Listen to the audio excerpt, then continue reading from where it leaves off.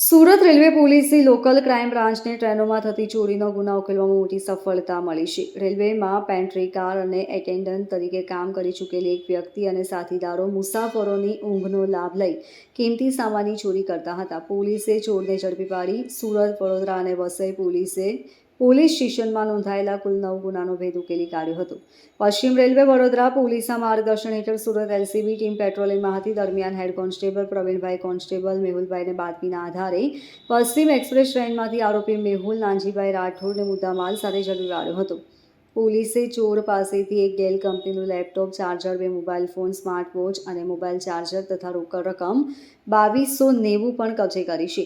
કુલ રૂપિયા 80,290નો મુદ્દામાલ મળી આવ્યો હતો. આરોપી મેહુલ અગાઉ રેલવેમાં નોકરી કરી ચૂક્યો હોવાથી તે ટ્રેનની આંતરિક વ્યવસ્થાથી સારી રીતે માહિતગાર હતો. તે તેના મિત્ર સાથે મળી નડિયાદથી મુંબઈ વચ્ચે ટ્રેનોમાં મુસાફરી કરતો અને મોડી રાત્રે જ્યારે મુસાફરો ઊંઘી જાય ત્યારે તેમના લેપટોપ, મોબાઈલ અને પર્સની ચોરી કરી લીધો હતો. વધુમાં આરોપીની પૂછપરછમાં છેલ્લા 2 વર્ષમાં આચરેલી અનેક ચોરીઓની કબૂલાત થઈ છે. આરોપી મેહુલ રાઠોડની પૂછપરછમાં ચોંકાવનારી કબૂલાત સામે આવી છે. તેણે આશરે 1.5 મહિના પહેલા ત્રિવેન્દ્રમ વેરાવળ એક્સપ્રેસમાંથી એક પર્સની ચોરી કરી હતી. આ પર્સમાં રહેલા એટીએમ કાર્ડ અને મોબાઈલ ફોનનો ઉપયોગ કરી તેણે સિફતપૂર્વક એટીએમનો પાસવર્ડ બદલી નાખ્યો હતો અને ખાતામાંથી રૂપિયા 2,45,000 ઉપાડી લીધા હતા.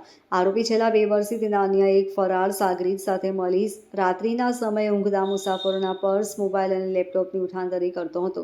પકડાયેલા આરોપી અગાઉ રેલવેમાં પેન્ટ્રી કાર અને એટેન્ડન્ટ તરીકે ફરજ બજાવી ચૂક્યો હોવાથી તેને ટ્રેનની અંદરની વ્યવસ્થા અને મુસાફરો કઈ રીતે બેદરકાર હોય છે તેની સંપૂર્ણ જાણકારી હતી. આ જ્ઞાનનો ઉપયોગ તે ચોરી કરવા માટે કરતો હતો.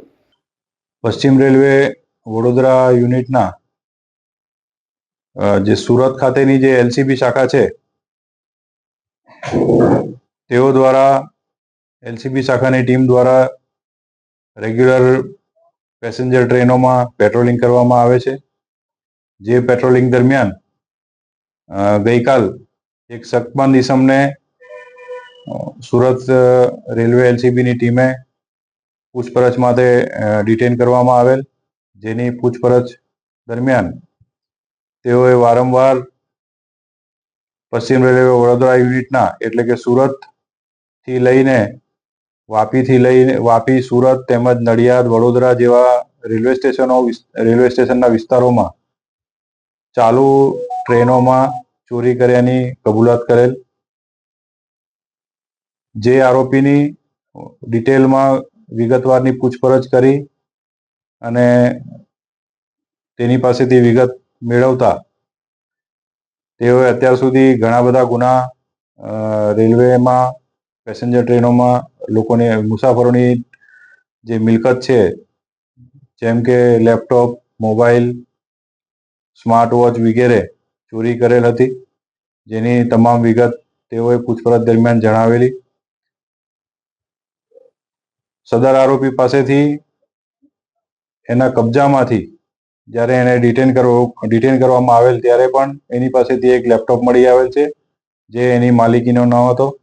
તેમજ બીજા 2 મોબાઈલ, સ્માર્ટ વોચના ચાર્જર, સ્માર્ટ વોચ વગેરે એની પાસેથી મળી આવેલ છે. જેથી